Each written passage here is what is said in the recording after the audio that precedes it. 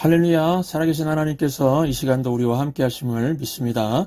오늘은 믿음의 야성을 회복하라 15번째 시간으로 하나님의 전략은 순종할 때 통한다라는 제목으로 하나님 말씀 증거하도록 하겠습니다. 여러분들 공자를 아시죠? 우리 한인 2세들은 공자는 알아도 공자는 아마 모를 수 있지만은 우리 1세대들은 다 아시죠? 한국이 유교 사회인데 이 유교를 창시한 사람이 공자 아닙니까? 공자가 쓴 논어라는 책의 위정편을 보면은 우리 각 나이 연령별에 따라서 사람들이 이렇게 변한다, 이렇게 바뀐다, 이런 모습을 보여주고 있습니다. 첫째, 여러분들이 다 아시는 얘기 같지만은 나이 15세쯤 되면은 학문의 뜻을 둔다 그랬습니다. 학문의 뜻을 둔다, 지학이라고 그랬습니다. 그리고 나이 30이 되면은 이립이라고 그래서 뜻을 세운다 그랬습니다. 그리고 40세가 되면은 불혹, 그러니까 유혹의 좀처럼 넘어가지 않게 된다고 그랬고, 50세가 되면 지천명, 그래서 내세를 준비하고 천명, 하늘의 뜻을 안다 그랬고요. 60세가 되면 이순이라고 그래서 무슨 말을 들어도 너그럽게 받아들일 수 있는 귀를 갖게 된다 그랬습니다. 70세가 되면은 종심소욕 불유고라고 해서 마음의 욕심을 따라서 행해도 전혀 거리낌이 없다, 이렇게 얘기를 했습니다. 그런데 여러분, 지금 각 연령대에 있는 사람들이 이 공자의 말을 들었을 때 이게 사실일까요? 여기 지금 15세에서 30살 되기 이전에 있는 사람들이 있죠? 정말로 학문의 뜻을 두고 있습니까? 그냥 앉기만 하고, 앉기만 하면 공부하고 싶다 그러고, 정말 앉기만 하면 학문이 나를 부른다, 그런 사람이 있습니까? 이 정신 나간 몇 사람 빼놓고는 다 놀고 싶을 겁니다. 누가 학문의 뜻이 있습니까? 공부하기 싫어하니까 막 부모님들이 닥달하는 거죠. 그때 자녀들이 뭐라고 하죠? 행복은 성적순이 아니잖아요, 이러면서 막 공부를 반항하지 않습니까? 공부가 좋아서 하는 사람 몇 사람 안 될 겁니다. 놀고 싶은 거 참고 하는 거죠. 그리고 나이 30이 되면 뜻을 세웁니까? 제가 30세 정도 되는 청년들과 대화를 많이 나눠봤는데 제일 많이 헷갈리는 나이가 30살 그때입니다. 뜻은 무슨 뜻입니까? 그냥 갈팡질팡하고 뭘 해야 될지도 모르는 인생의 모습입니다. 40세가 되면은 불혹, 유혹이 없을까요? 여기 40대 되시는 분들 계시죠? 솔직하게 말씀해 보세요. 유혹이 없습니까? 있습니까? 어떤 남자 성도님 한 분이 50세 되는 생일날에 목사를 초대해서 기도해 달라고 그랬습니다. 기도가 마치고 함께 식사를 하는 중에 이런 말을 했다고 합니다. 아유, 지겨운 40대가 이제야 끝났네요. 목사님이 그게 무슨 뜻인가 하고 물어봤답니다. 그 50세 먹은 남자 성도 얘기가 이렇습니다. 40대만큼 유혹이 많은 세대가 없다는 겁니다. 여러분, 40대쯤 되면 이성의 유혹이 없을 것 같죠? 40대의 이성의 유혹이 그렇게 강하다는 겁니다. 돈의 유혹, 명예의 유혹. 하여튼 40대 전체가 그 남자 성도한테는 다 유혹이었다고 고백을 한 겁니다. 그래서 40이 불혹이 아니라 40이 자기가 볼 땐 유혹의 세대다, 이렇게 얘기했다는 겁니다. 여기 40대 성도들 동의하십니까? 예. 그리고 50대가 되면 지천명이라고요. 죽음을 준비하고 하늘의 뜻을 깨닫고 있습니까? 요즘에 인터넷 펀드하고 증권 매장에 몰려다니는 사람 보십시오. 비싼 펀드가 뭐냐, 얼마나 올랐느냐, 펀드, 그러면서 그냥 증권, 스탁 이런 거에 목숨 걸고 있는 사람 대부분 50대가 제일 많습니다. 내세를 준비하고 하늘의 뜻을 깨달아요. 제일 돈독이 올라서 그냥 철없이 막 돈 하는 사람 중에 50대가 더 많다는 겁니다. 그리고 60대가 되면은 무슨 말이든지 다 받아들일까요? 이순, 귀가 순해질까요? 제가 이제까지 미국 가서 설교자 인생 살면서 체험한 건데요. 설교하다 보면은 제 설교 듣고 제일 열받는 분들이 다 60대입니다. 그걸 설교라고 하느냐, 뭘 몰라서 그런다, 어른을 몰라보고 그런 소리를 냉한다, 이러면서요. 귀가 순해진다고요? 절대로 이순, 귀가 순해지는 그런 거 없습니다. 그리고 70대가 되면은 욕심대로 해도 거리낌이 없다고요? 이건 더 말할 필요도 없습니다. 지금은 다 돌아가셨지만 대통령 하겠다고 막 기를 쓰던 그 삼김씨 아시죠? 김대중, 김영삼, 김정필. 그때 당시 다 70대였습니다. 종심소욕 불유고라고요? 말도 안 되는 얘기죠. 여러분, 그래서 우리 인생을 잘 보면은 10대, 20대, 30대, 40대, 50대, 60대, 70대 노노의 이론대로 사는 사람 아무도 없습니다. 그대로 살아보십시오. 안 됩니다. 살아보면 말이 안 됩니다. 오히려 그렇게 못하는 약점이니까 변화돼야 된다는 역설법을 썼다고 생각합니다. 여러분, 어떻게 이런 인생에서 이런 변화가 생길 수가 있을까요?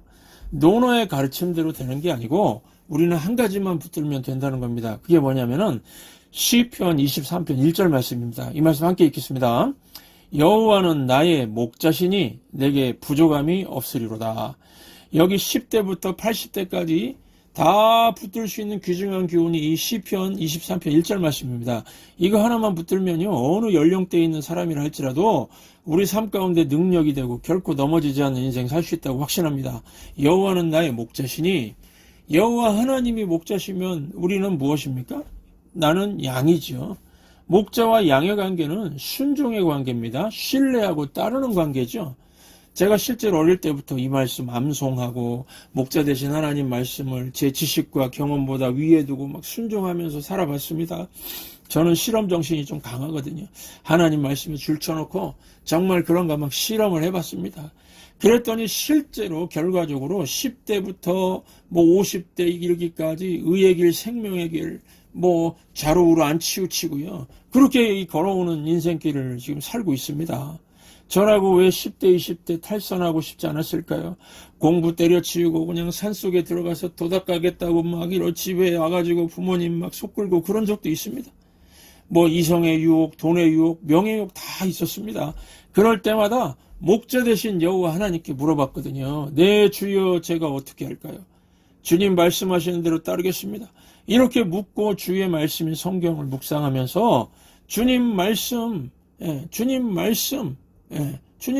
청종하고 그대로 따르니까 넘어졌다가도 금방 일어나서 생명의 길을 걷게 되었고 이 자리까지 오게 되었습니다. 반면에 제가 국민학교 시절에 한 동네 살았던 친구들 전도해서 교회 나오게 하고 그랬는데 여호와 하나님을 목자로 삼지 않고 순종하지 않고 결국 자기 멋대로 사는 친구들과 고향 사람들 보니까 결과가 좋지 않습니다. 어떤 친구는 공부는 안 하고 학생들 패면서 돈 뜯는 일진 돼버리고요. 어떤 사람은 30대에 허랑방탕하고 40대에 유혹 앞에서 쓰러지고 50대에 내세 준비는 일도 안 하고요. 가장 세속적인 삶을 사는 걸 보게 됩니다. 여러분, 사람의 지혜와 세상 처세술은 이런 거 적어놓은 책들 많죠. 그 한 100권쯤 읽어보시기 바랍니다. 말은 그럴듯한데 살아보면 엉터리입니다. 열매가 없습니다. 그런데 여호와 하나님을 목자로 삼고 그분의 말씀을 순종하고 적용하면서 따라가면 결과가 항상 좋습니다. 오늘 말씀은 순종에 대한 말씀입니다. 결론부터 말씀드리면 내 지혜보다 하나님의 지혜를 신뢰하고 내 전략보다 하나님의 전략을 신뢰하면서 순종할 때 승리가 있다는 것입니다. 오늘 본문에서 여호수아와 이스라엘 백성들에게 주신 하나님의 전략이 무엇입니까? 3절부터 4절, 3절 4절 함께 읽겠습니다. 너희 모든 군사는 그 성을 둘러 성 주위를 매일 한 번씩 돌되 엿새 동안을 그리하라.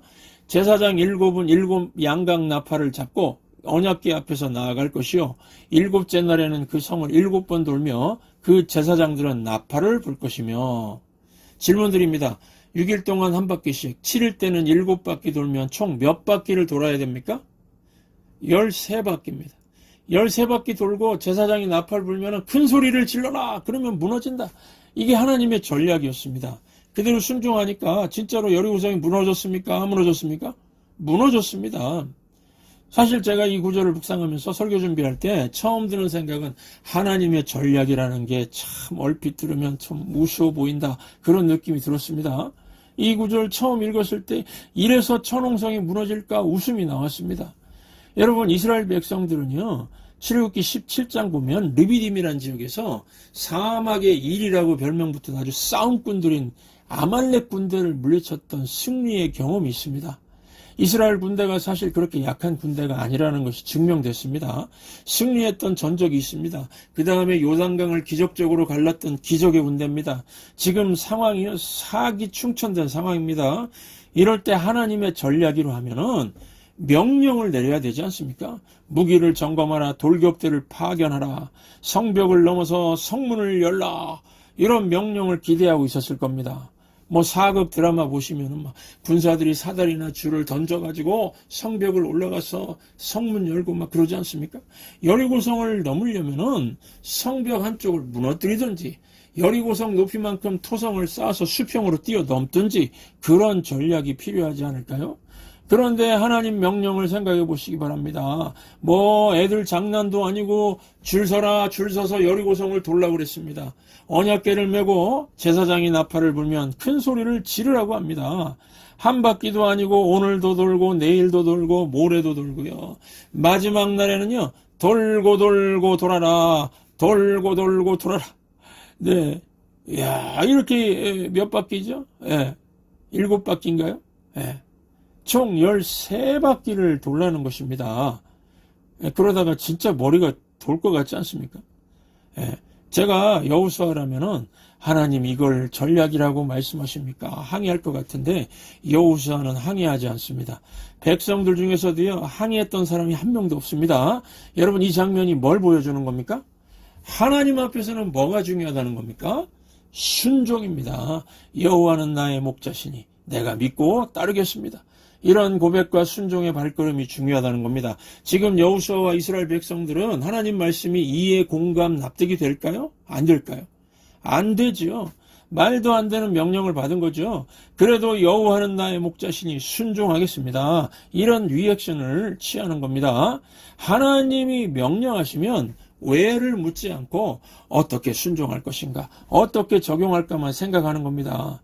여러분 그런데 우리 현대교회 한번 보십시오. 현대교회 안에 많은 사람도 어떻습니까? 하나님 말씀 들을 때 막 분석하고 따지고 있습니다. 왜 그럴까요? 우리가 학교에서 그렇게 배웠기 때문입니다. 세상 교육 시스템이 그렇게 가르쳤기 때문입니다.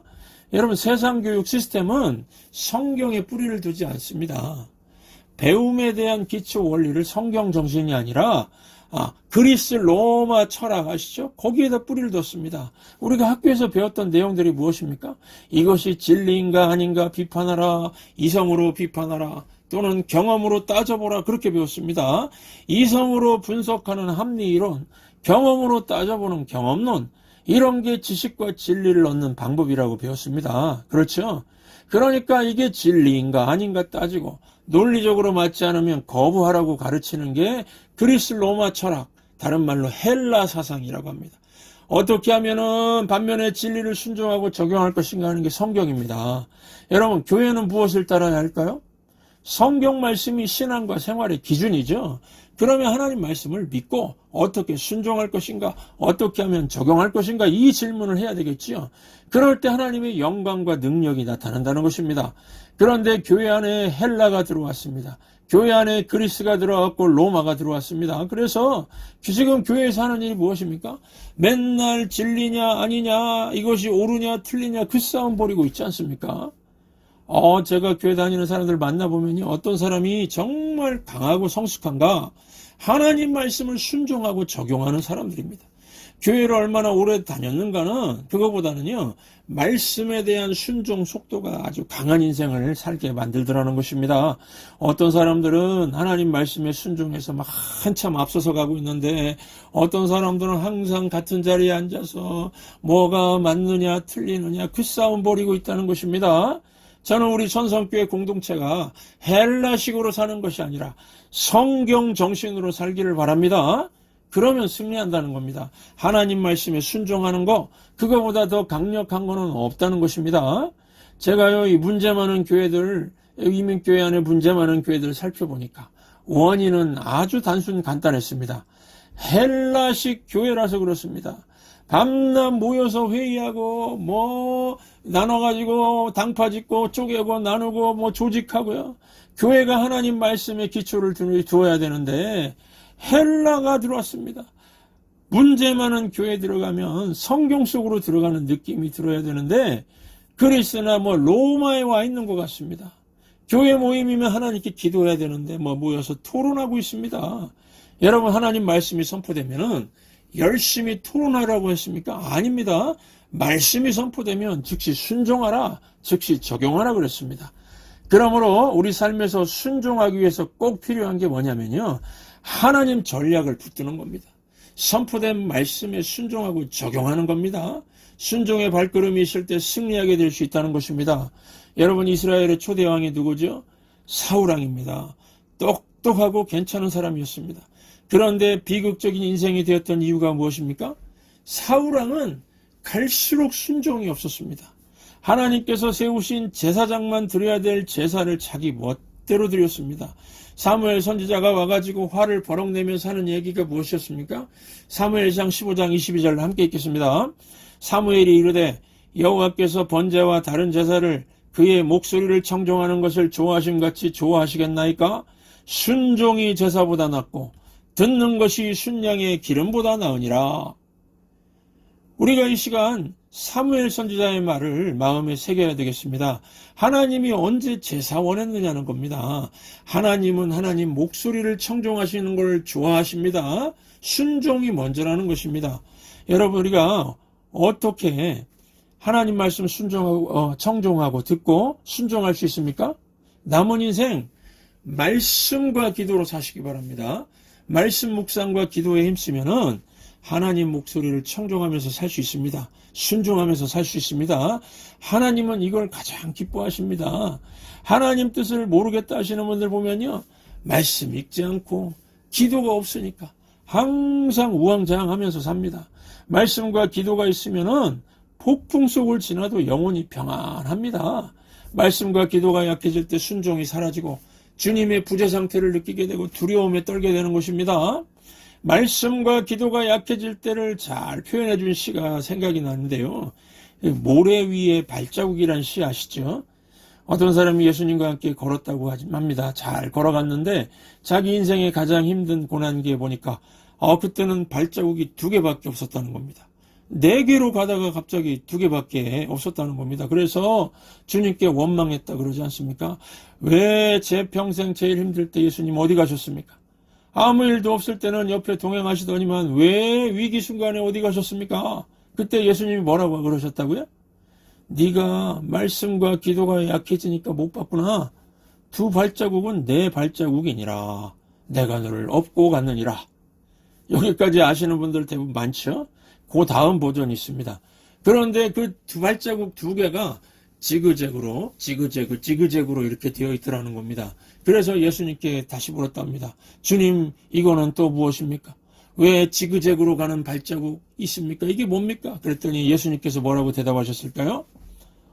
그거 내가 너를 업고 춤추고 걸어서 그래. 춤추고 걸어서. 예수님이 춤추고 걸어서 지그재그랍니다. 우리를 업고 너무 기뻐서 춤추시는 예수님.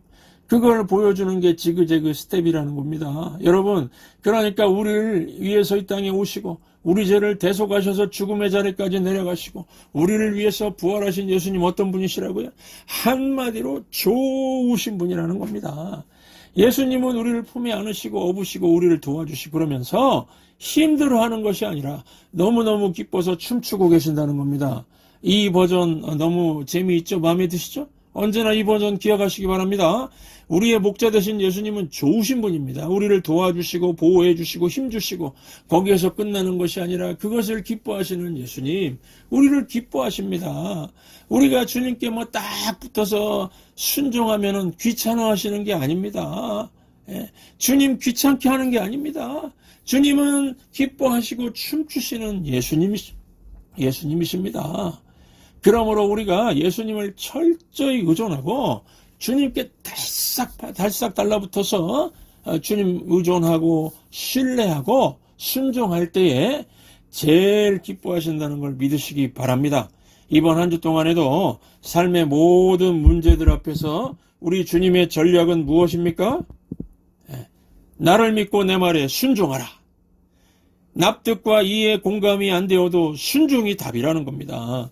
그러므로 말씀과 기도를 통해서 주님 말씀을 청종하고 순종하고 적용해서 우리를 가로막고 있는 여리고성이 무너지는 승리를 체험하게 되시기를 주의 이름으로 축원합니다. 주님 말씀하시면 내가 나가리다.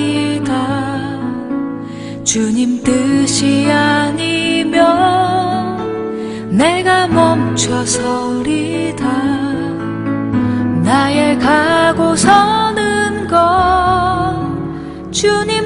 뜻에 있으니 오 주님 나를 이끄소서. 주님 말씀하시면 내가 나가리다. 주님 뜻이 아니면 내가 멈춰서리다. 나의 가고 서는 것 주님 뜻에 있으니 오 주님 나를 이끄소서. 뜻하신 그곳에 나 있기 원합니다. 이끄시는 대로 순종하며 살리니 연약한 내 영혼 통하여 일하소서. 주님 나라와 그 뜻을 위하여. 주님 말씀하시면 내가 나가리다.